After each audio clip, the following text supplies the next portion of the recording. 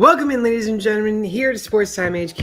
I am your host, Fernando. Joining me today is, in fact, my great co-host, Gary. Gary, how you doing today? Doing pretty good, man. We didn't get together on Sunday. It's kind of my fault, but happy Mother's Day to everybody, and hope they celebrated with their moms. I did, so that's why I wasn't here on Sunday. I unfortunately did not celebrate with my madre because of the fact that I am in a European country. But that's besides the fact. I still ended up surprising her with an Amazon gift that hopefully will help her in her new home. But Gary, today's a special day. And do you know why today is such a special day? Can't tell you. I can't tell you either, actually. Show's over. That's it. It is the official release day of the NFL season where all the schedule comes out. Now, here is the problem. We're recording the show live, of course, but the issue is the whole schedule isn't released until for another hour or two, I believe. Yeah, that's the only issue that we're on right now, which sucks. 8 o'clock, I'll be sleeping. I tell you that, unfortunately, based on the time. But we do know some big ones, and the big ones here are the international games. Take a look on the board here. The team is to be announced today about the Chargers game in Sao Paulo. Gary, do you have any news on that? Have we heard who the other team may be? I haven't seen anything. I honestly haven't had any of my Twitter noties on the past 2 days. So if it's been announced, Perfect. I haven't seen it yet. I don't think so. If I do believe, I haven't heard anything whatsoever, whether or not it has been released. Again, it's been all around with these games. But we have the first time back-to-back. The team is playing back-to-back in London. In London and Dublin,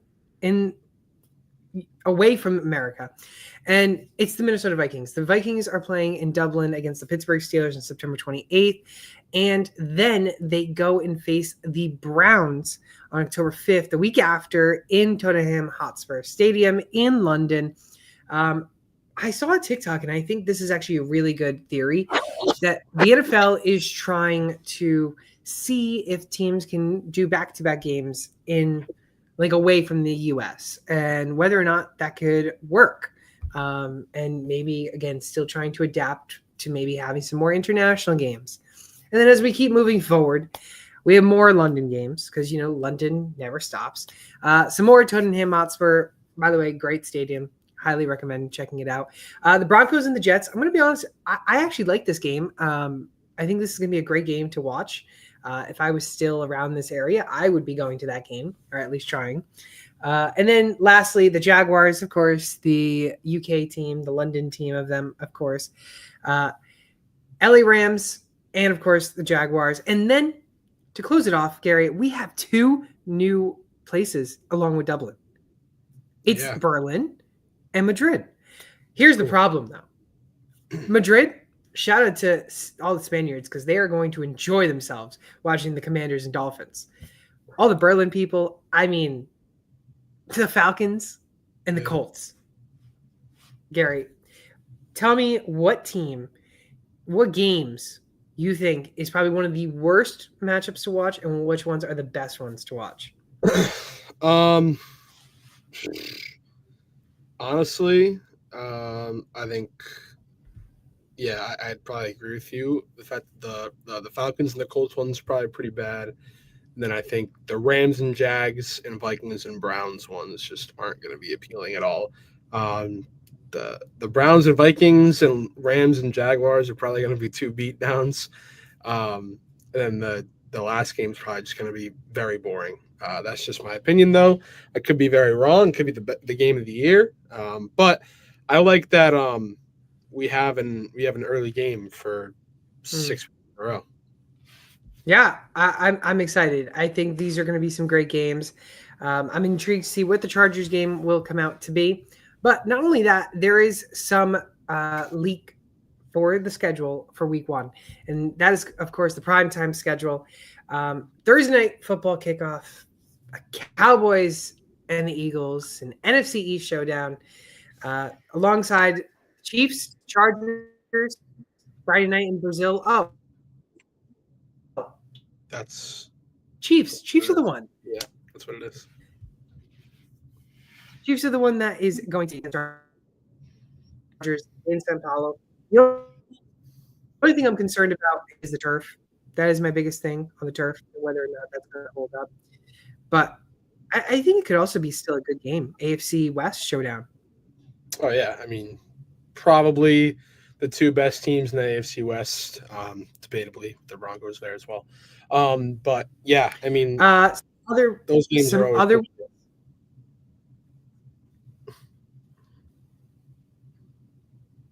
I think we're lagging, Gary. I think that's 100%. What's happening.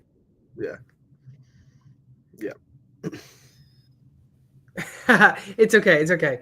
I'll just quickly mention Ravens, Bills, and Vikings, Bears round out the week 1 primetime games. I'm going to be honest. I think the best one out of these is the Ravens, Bills for Sunday Night Football. Yeah, that'll be a great watch.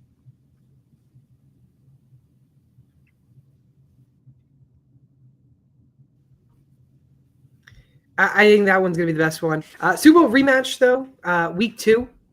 Chiefs and Eagles will kick off week 2 at a 4:25 slate. Probably should have been in prime time. Top seeds facing off in week 6. Chiefs against the Lions. This one is Sunday Night Football. That one will be exciting. Cowboys playing on Thanksgiving Day again. I mean, the Cowboys, Gary, why do the Cowboys need to stay relevant? Like, what's going on here? I don't know with the Cowboys, honestly. But I mean, they just made a big splash that I'm sure we'll probably end up talking about here in a few minutes. But yeah, I guess they're trying hardest to stay America's team, and we'll see what this year has in store for them. Yeah, I mean, it'll be an intriguing one. Tom Brady will be facing the Patriots in week 1.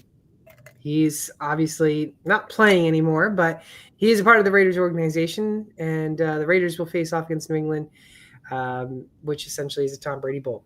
And then other than that, I think that's about it so far. Some big things based on the schedule. Obviously, the schedule, like Gary said, comes out at 8 p.m. Eastern time. So I mean, unless you have any other big game matches that you've heard about that you want to mention, but other than that, I think that's about it. Are you kidding me? Browns Bengals week 1? Please. We already know the Browns are starting 0-1. Well, it's hilarious because both of those teams have been historically bad the past few years with game 1s. So we will see. Patriots as well. Well, yeah, but it's just going to be funny to see that AFC North matchup with two teams that just seemingly don't want to win game 1. So who's going to want it less, I guess, is what I should say. Hey, it's not about how you start. It's all about how you finish, right, Gary? True. That's true. Going on to some other news and notes. Obviously, didn't have any show on Sunday, but some big news is Derek Carr is retiring from the NFL after 11 seasons due to a shoulder injury. Saints will now have $30 million in cash and cap relief. He will keep the $10 million roster bonus for the March thing, but Spencer Rattler and Tyler Shuck, that is the quarterbacks right now in this room. Will we see this old man coming off the couch and going to New Orleans? I hope not. Yeah, this will be how the drama stays. This will be a quarterback battle for the ages, I guess I could say. But solid career, I guess, for Derek Carr. This is definitely one of the options that we talked about here in the past month or two with all the drama surrounding Derek Carr. I guess things just didn't match up for him, and it sucks. It's the way things go sometimes. So, happy retirement for Carr. Yeah, I mean, and obviously it sucks. It sucks that he had to finish his career early, but other than that, I mean, he still has had a great career. I think the most notable one is against the Chargers when he could have just ended the game in a tie and both those teams would have made it to the playoffs. But hey, it didn't work out. Chargers decided to call a timeout. Raiders were like, all right, thank you. We'll kick the field goal. Mm-hmm. Let's see some other notes. Jawan Jennings, Niners offensive coordinator Clay Kubiak expects Jawan Jennings to resume wide receiver one. In quotes, he sees himself as a dominant player. I'm going to be honest. We're going to be saying a lot of news and notes over the summer, and there's going to be a lot of news and notes along these type of headlines because that's just how it always is during training camp. Will he be wide receiver one? No. I mean, I think it's just a vision that these people have. It'd be nice to see Jawan Jennings. We've seen him have some wide receiver one numbers last season a couple times, but he's not the true wide receiver one in that offense. Yeah, no, not at all. We saw him erupt a few times and draw a lot of fantasy eyes, and everybody thought that they struck gold when they picked him up. Wasn't necessarily that good, but I mean, hey, if that's how they're thinking that he can be in this offense this year or going forward in the 49ers system, maybe the sky's the limit for him, I guess. I mean, we've never really seen him in this type role. Maybe he excels better as a wide receiver one. I doubt it, but who knows? He is a big, guy that I feel like can excel in that X spot.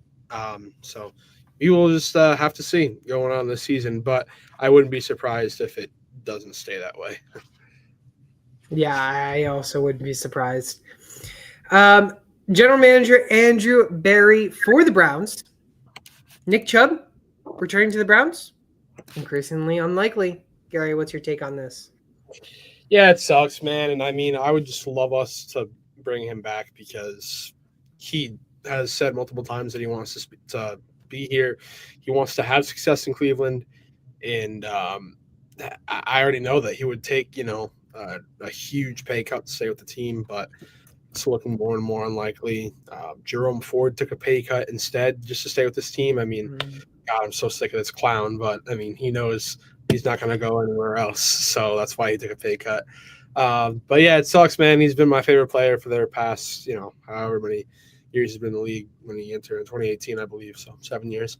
And it just sucks that he went out on, a sour note with that leg injury, and wish him the best, wherever he goes, whether he goes to Chicago, signs back with us in the unlikely event, or unfortunately, if he retires, all the best. Like I said, he's been my favorite player for the past 7 or 8 years. So, yeah, I mean, I would like to see him go back to the Browns just because he's started his career there and might as well try and finish his career there. But it's going to be sad because I don't know if really a team's going to look for him other than the Browns. I mean, unless injury strikes for a team, that's really it. I don't know. It kind of pisses me off, to be honest with you, because, I mean, I think he still has some gas in the tank. Truly, I do. It may not have looked like it last year, but our offensive line was absolutely abysmal. No one was, getting any work done behind that offensive line. So I really, really, really would love if they just brought him back on a small deal. And, it's bigger than football at the end of the day. Like, this guy wants to be here. He said numerous times, like I said, that he wants to have success in Cleveland. And, he just puts his head down and works. And I don't know why you wouldn't want a guy like that, but it's the Browns for you. So, yeah, it is the Browns for you. And that is why they're always in the bottom of their division. Yep. Yes, it is. Some other notes. Jonathan Brooks, he was placed on the PUP. He is out for the 2025 season. Also, Tank Dell is rumored to highly likely. He hasn't been officially, I do not believe, but there is a very high and most likely probability that Tank Dell will be ending up on the PUP list, which means he will also be out for the season, which sucks because he had a very gruesome leg injury last season, and there was so much potential, so much potential, and this kind of led to why the Texans drafted highly in the second round for Jaden Higgins. And after hearing that Tank Dell might be out for this season, the next wide receiver too in that offense, along with Nico Collins, is Jaden Higgins. So sky's the limit. So in Dynasty, I wasn't trying to go for Jaden Higgins, but now out of the big bundle of wide receivers in the second round, Jaden Higgins is the number one guy off the board for me. Yeah, as of right now, it may look like that way. And I mean, the talent's definitely there. He had a great year at Iowa State, so there's that. And he's playing alongside his teammate Jalen Noel. So, I mean, who knows? But that could be the next big wide receiver trio in the league. I mean, imagine Maybe. that ends up happening. Some other news. This one, I mean, it's big news, but it's also not big news because we know how good this guy is. Derrick Henry just signed a 2-year, $30 million. Now, what makes this so special for Derrick Henry? Yeah, he deserves this money, but this is a historic deal. Why? Because this marks the largest deal for an NFL running back over the age of 30. Before that was Adrian Peterson with $13 million. So we have not seen a running back getting paid that much in a while at the age of over 30. Yeah, I mean, have we seen a guy of his status though? Either at the age of 30. I mean, it's crazy what he's done in his career. And I remember when he was first taken off.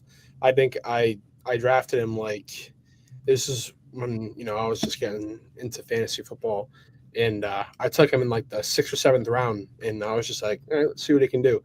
He absolutely blows up into this amazing fantasy gem, and of course a great player on the field, and that was it from there. He just blossomed into this top 3 back every year, at least, and I think it's crazy because we saw last year in drafts he kind of fell. He was kind of being drafted and like he was old. Yeah, right, and I totally get that. But I really didn't understand his landing spot. He was kind of going like middle to late of the 2nd round. That really didn't make sense for me.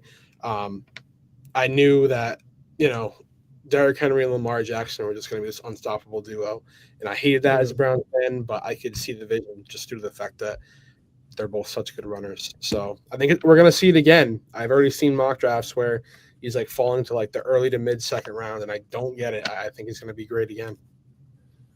Are you willing to draft him in the 1st round of rookie drafts or redrafts? 100%.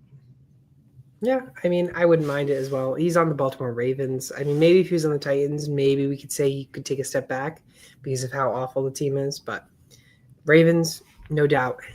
And just to let you know, when his contract is done, he'll be 33 years old. So he'll be an unrestricted free agent in 2028, which will be roughly right after he turns 34. I mean, is this the end of Derrick Henry's career? I don't know. I'm not going to talk on it. I'm not going to talk on it because, I'm not going to compare. I'm not going to compare him to LeBron James by any means.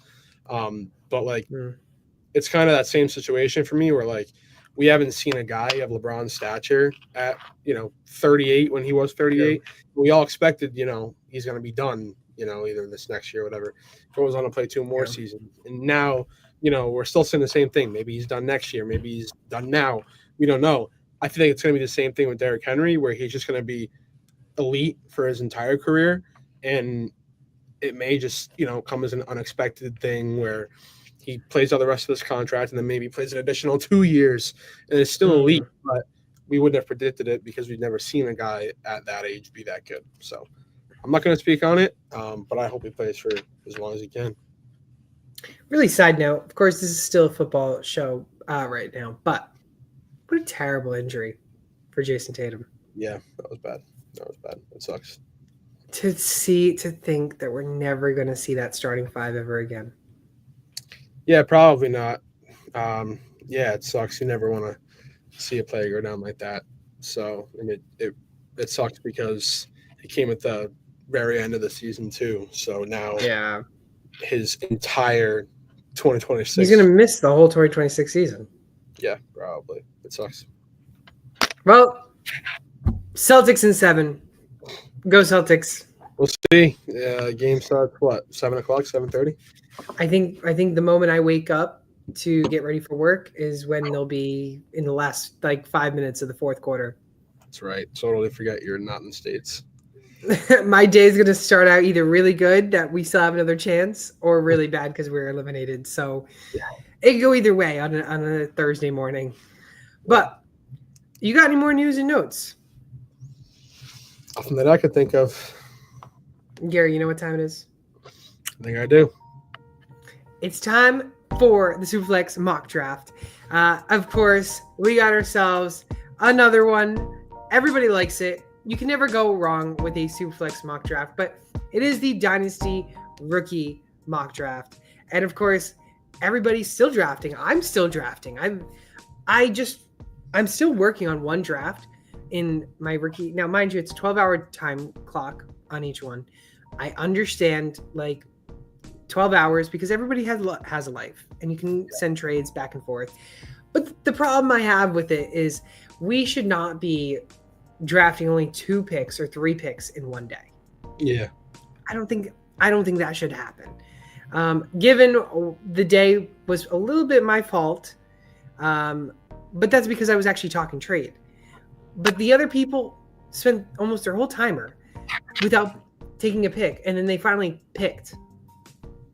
It took forever. It's currently still going, and I think this draft that I've been working on has started.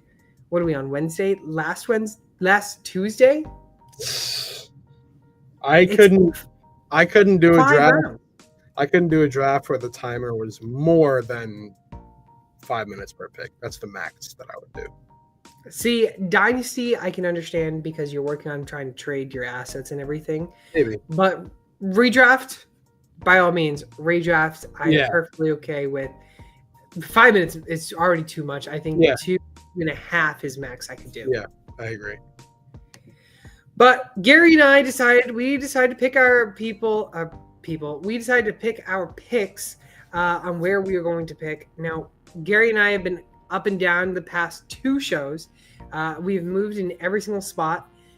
He's been middle end. I've been beginning end. Now he is beginning and I am in the middle.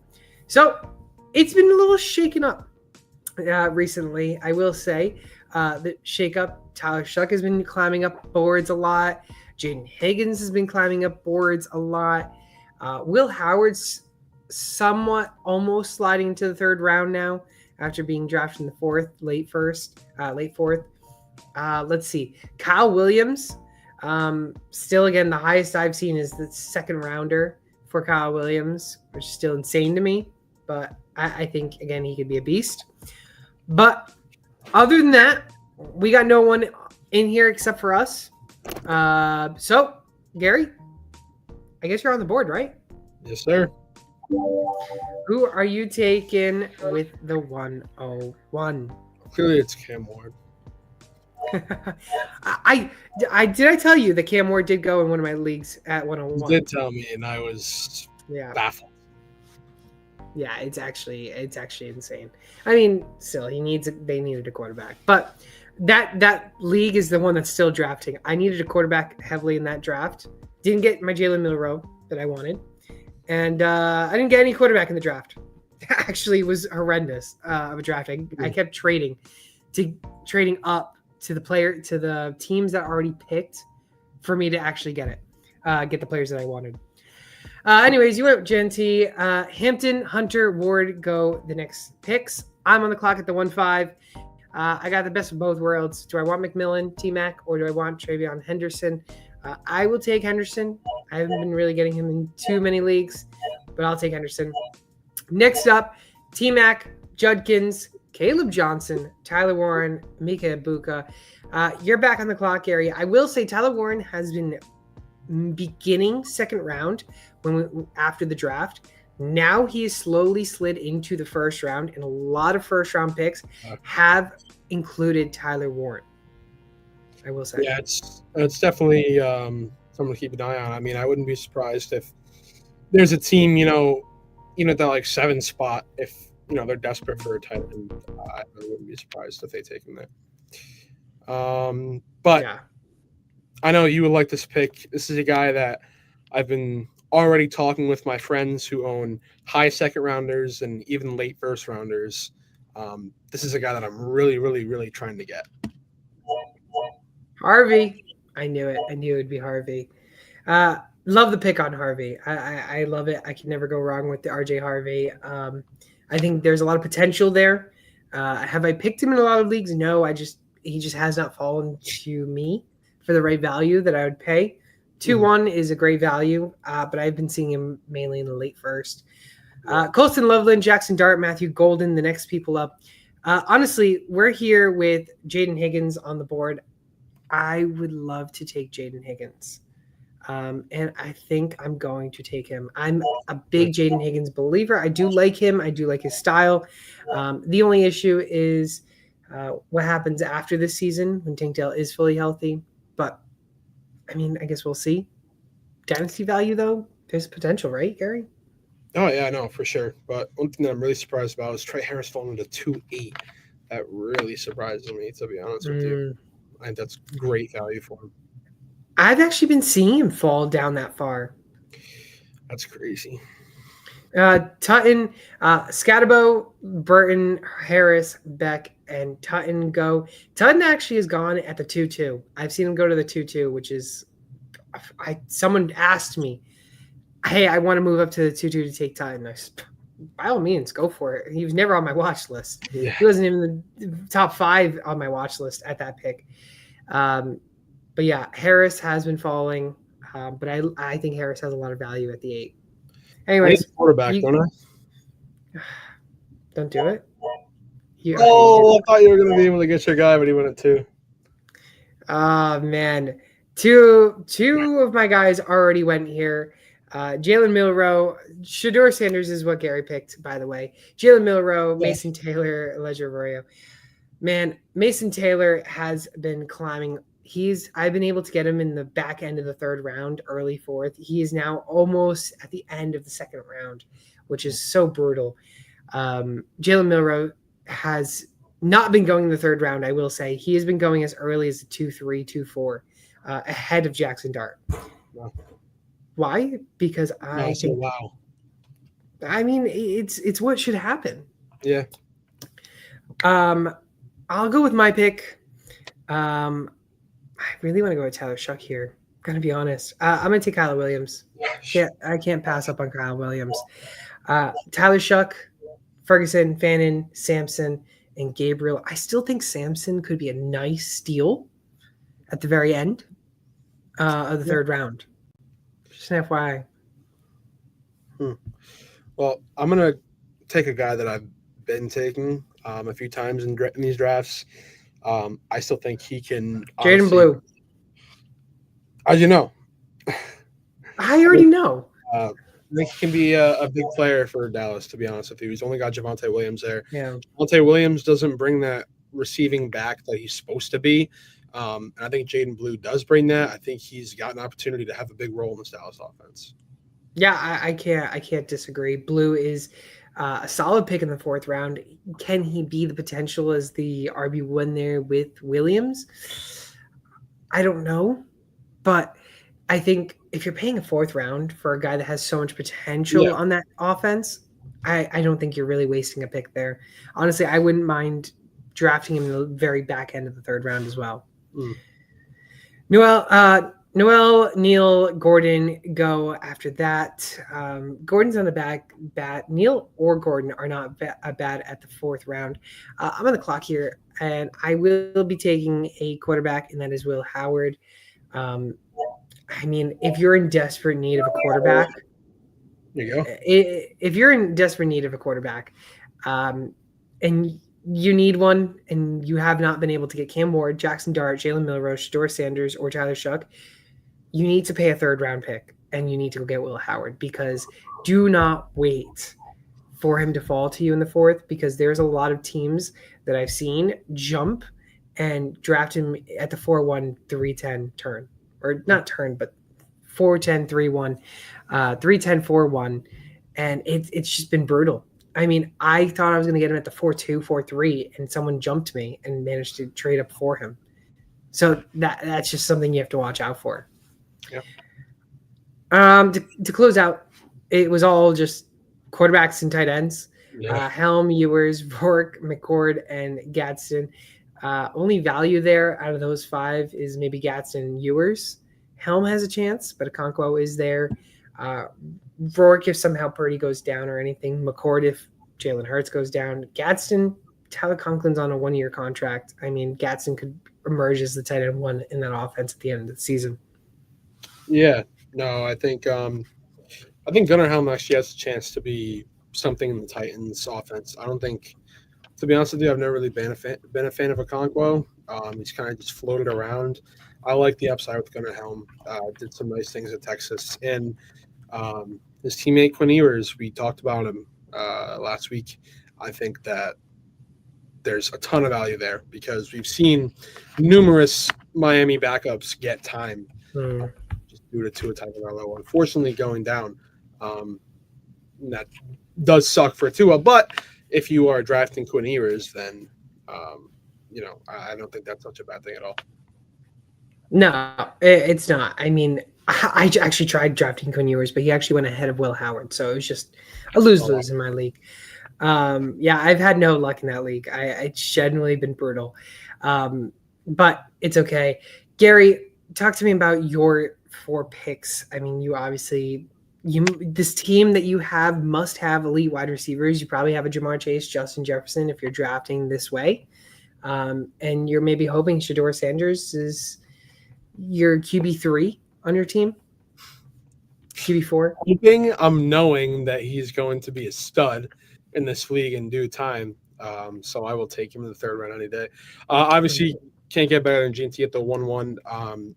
We've both been big fans of RJ Harvey. I think, he didn't do a lot of receiving at UCF, but when he had the opportunities, they were there. And we talked about Denver last year being the number 1 team in terms of throwing to their running backs. So if they keep that up, I think the sky's the limit for RJ Harvey because he's a monster in the run game. Broncos have a top 5 offensive line in the game. So I think by all means, you should be trying to jump a few spots to get RJ Harvey, especially if you need a younger running back. Shedeur, come on now. I don't need to say much. I truly do think that if he gets a shot, he'll be at least a solid starter. And Jaden Blue, like I said, he's been one of my top value guys at the end of drafts. I think that he can get a pretty feasible role in Dallas' offense. Yeah, I think this team looks like a great team for running backs. It seems like your team was in desperate need of a running back. Again, I think personally, in my opinion, if Emeka Egbuka did fall to you, did you have any thought about taking Egbuka there? I'm not taking him over Harvey, but if Harvey got picked at 110, then I would have taken Egbuka probably, yeah. Okay. Yeah, here's the only reason I think in this draft, if you're drafting this in your Dynasty rookie drafts, I think personally, if you've drafted Genty, Hampton, Henderson, maybe even Judkins, at least one of them, I think realistically you can trade away your picks or just go for best player available, because at this point, if you have one of those, you don't necessarily need RJ Harvey. You don't need Caleb Johnson, Scatterbo, Tutton. There's so little running backs in this draft that so many people are reaching for these running backs. I mean, Scatterbo and Tutton have gone 2-1, 2-2. I've yet to see Tutton go 110. I would not be surprised if somehow people are crazy enough. That's insane. But it's just wild. I mean, I've seen RJ Harvey go at 1-9. I've seen Scatterbo go at 110. I mean, that's all the running backs off the board, really. It's all the running backs off the board that have potential. You're not going to see another one until at least the 3rd round, maybe. In the 2nd round, but regardless. And then for the wide receivers, if you have the 2-3 and say, for instance, you have high hopes on Beck, take Beck at 2-3. Because between Matthew Golden, Jaden Higgins, Louis Burton, Trey Harris, and Jack Beck, this is like a what's the word? Like they're all together in one tier right now in drafts. it's really based on preference, on who is wanting who. Obviously, in this team, 4 wanted Matthew Golden. He picked the best player. In my draft, I had the chance to take it. I took Jaden Higgins first. But again, Luther Burton has gone ahead. I've seen Trey Harris go ahead of it. Haven't seen Beck go ahead. But, I mean, it's just more in preference. Burton should personally, in my opinion, be one of the last, only because there's so many mouths to feed on that offense.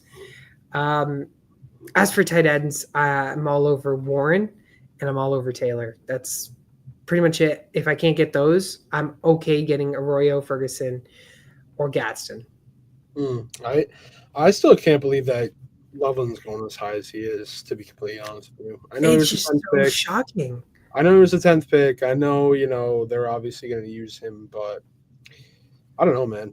And he's already hurt. He's already questionable. So Is he actually? Did I miss the memo? no, I saw he hasn't participated in camp yet, but I don't really know the reason for it. Probably because of when he got hurt at Michigan, had something to the shoulder, I think, whatever it was. But they do say that he won't have problems sharing reps with Cole Kmet. So, I mean, I just 2-2 is just too high. Crazy, in my opinion. Yeah. I think for quarterbacks, what's your thoughts on quarterbacks? I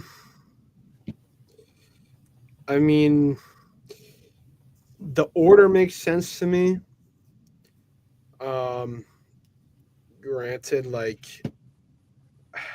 it'll all change. It'll if you do your drafts later in the season, we always do my drafts, whether they're redraft or dynasty later in the year, most of the season. But I mean, we could see Will Howard jump to the second round. Realistically, we could. If he gets announced as the starter, and there's all this hype that he's looked good, he could be a second round pick. I wouldn't be surprised whatsoever because he's the starter. That would make sense. He would go over guys like Ward, Dart, and even Shadur. And Shadur's another guy. Maybe we see him as a starter. I don't think we will to start the year, but maybe we get closer to the year and he is named the starter. He's another guy that could jump into that second round. So as of right now, the order is all right with me, I guess. But this is, in my opinion, probably the most liable position to big changes.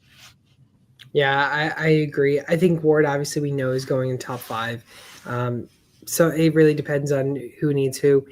A second round's interesting because Dart and Milrow have been bouncing back and forth in my leagues.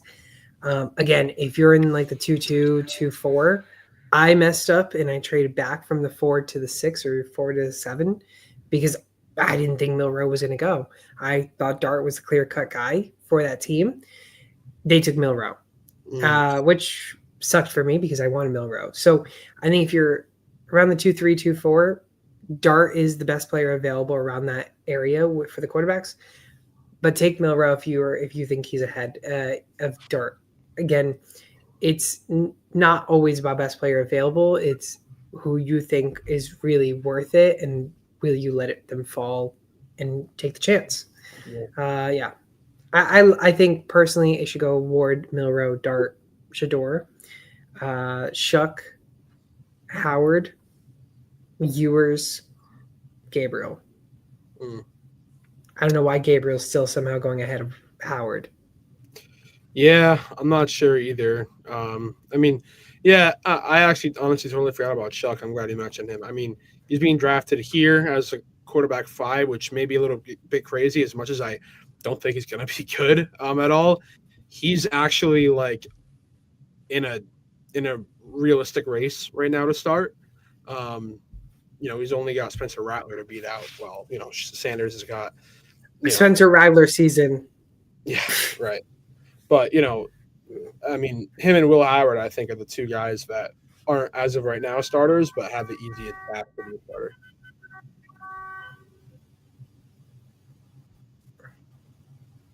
Yeah, I mean, I think Howard, I can't disagree with you. Howard and Shuck have the best possibility compared to Shador and Dylan Gabriel.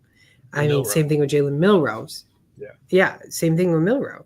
I mean, you have Warden Dart, who we already know. I mean, I would even put Dart in the conversation. Yeah. You have Russell Wilson. You have Jameis Winston. You're right. Really, what should be, if you're basing on the potential of starting, it should go Cam Ward, Will Howard, Tyler Shuck. Well, it's just surprising for me because, and I mean, granted, to get him, they probably had to take him in the first round, but they spent a first-round pick to get him. So, you know, we've seen numerous times where guys aren't the starters right away, even though they're first-round picks, but they spent a lot of capital to get him. They traded up to get him. It wouldn't surprise me if he's a day one starter, but I was wrong there. I totally forgot. You know, they actually have a competitive quarterback room, so you are right. So yeah, in terms of players that I guess you know, have the best chance to start day one, yeah, it would probably be like Ward, Howard, Shuck, Dart, and then the rest follows probably, in my opinion. So yeah, I mean, that's an easy one personally. It's just, I think this draft is still very interesting. I think you've seen a lot of people either hate this draft or a lot of people kind of just trying to trade up to try and get the best players that they can possibly can. I mean, it's kind of been an odd draft, I would say, this year in Dynasty. Yeah. Speaking quickly a little bit about my team, Trayvon Henderson, Jaden Higgins, Kyle Williams, Will Howard. I mean, I'm not expecting to draft Kyle Williams as high at 3-5, but excuse me, it just seems like as if this is just where Kyle Williams is going. The farthest down I got him at one point was like 4-5.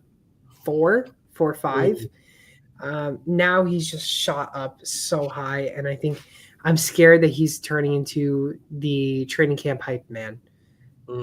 And I just hope he ends up being what we hope to see and what I expected to see from him. Yeah, we'll see. But yeah, you got any comments on my team? Well, I mean, some bias you had to have played a role, right? I mean, a little bit. What's the bias?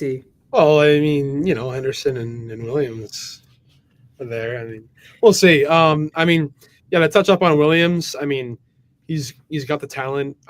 It's just obviously like New England doesn't have a great record when it comes to drafting wide receivers, but something's got to break at some point, so I wouldn't be surprised if it's him.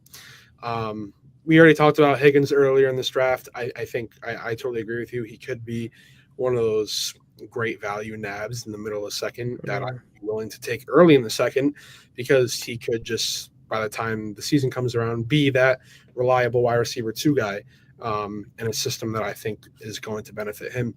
And yeah, I mean, I love you taking Will Howard in the middle of the fourth because, like we said, as of right now, he's going to beat out Mason Rudolph and Skylar Thompson, I think. So that's definitely doable for the Natty champ. I wouldn't be surprised at all. And yeah, I mean, Trayvon, I think, is a beast. And as long as he stays healthy, I think he's going to be a stud. And that's how we end it. That's how we end it. It was a good show, no? Yeah. Of course, it looks like we had a bunch of people going on back and forth. I hope everyone enjoys these Superflex mock draft rookie edition for the Dynasty. Obviously, the Dynasty leagues are going, and they are pumping with drafts left and right. So if you're in a Dynasty league, hopefully these videos help, and hope that you can win your Dynasty rookie draft and hopefully win your league if you're a rebuild team. Just want to say you can easily rebuild a team from the ground up from day one when you first join, even if it's a rebuild team. Just an FYI. If you're a championship team, well, hopefully you can repeat and go Celtics tonight. That's all I got. That's all I got for non-NFL news. Please just give us one more win at home, please. At home. We will. It's the script. The script is going to show us. The script. Yeah, I thought that last night about the Cavs, and that was shut down immediately. Well, if you haven't done so already, make sure to use the code down here, Sports Time HQ on Underdog Fantasy. They're going to match your first deposit up to $1,000. Again, Sports Time HQ, use that code. They're going to match first deposit up to $1,000. Can never go wrong. Football season is going to be right around the corner. You can still be betting on baseball. Hey, guess what? Just keep betting on the Rockies to win. Maybe you'll hit it at least one time. Maybe. It might be a good payout, to be honest. You know what? I should do that. I don't think it's legal in Denmark. Oh, well. Free game. I'll call my bookies. Gary, can I place a $1 bet on the Rockies to win? Anyways, if you haven't done so already, go to TrophySmack.com/SportsTimeHQ. Go get yourself a trophy, ring, or a belt. The more sales we get on this, the more deals we can give. Got no deals, but if you use that link, TrophySmack.com/SportsTimeHQ, we can hopefully get you some 50% off rings. Can never go wrong with some 50% off rings. Again, we are here every single week, Wednesdays at 6 p.m. Eastern time. That is today. And of course, Sundays at 12 p.m. Eastern time. And yeah, I was joined by my great co-host, Gary. Go follow him all over social media at GDPicks. I'm your host, Fernando. And you can follow us all over social media at SportsTimeHQ. For now, we say so long, and we will see you all on Sunday.